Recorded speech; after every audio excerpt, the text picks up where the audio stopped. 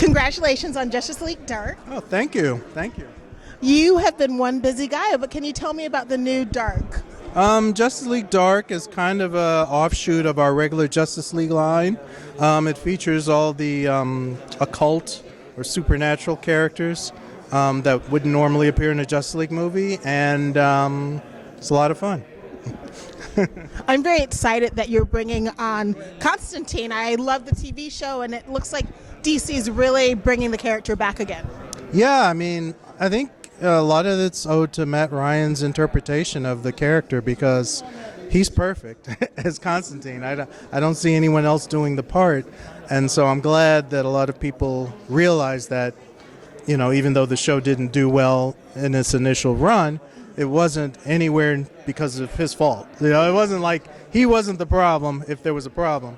So I'm glad that, he agreed to work with us and that he's going to carry the character on. I mean, he's on Arrow and before us, and now evidently he's something else. So I'm great. I'm happy for him, and I'm happy for the character, and I'm happy for the fans. Well, I'm very excited about the supernatural bent in this new movie.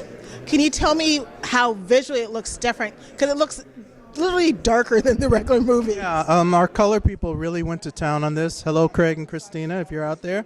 I mandated or tasked them, I should say, with making this feel different.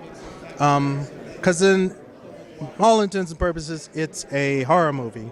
We wanted to come at it from a scarier angle, so it necessitated darker BGs, darker characters. Most of the scenes are at night, so our normal dark colors aren't meant to be frightening. So again, it was a special palette that they developed, and I think it really works.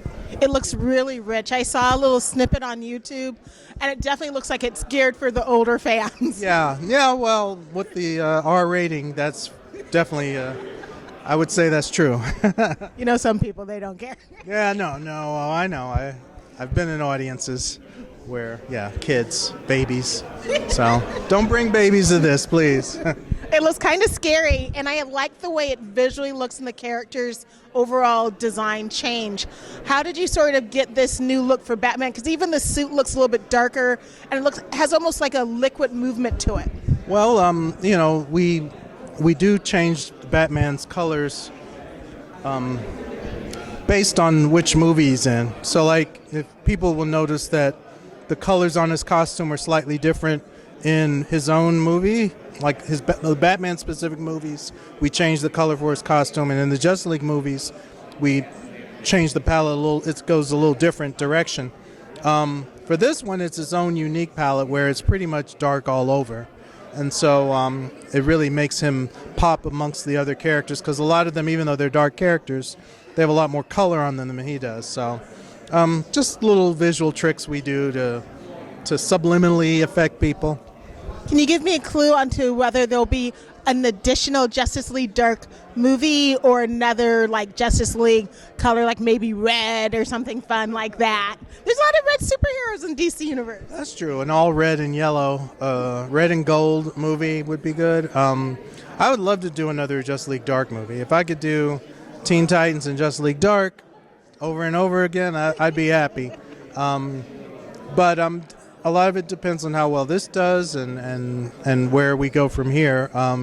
But yeah, if sales do well, people like it, chances are we can do another one.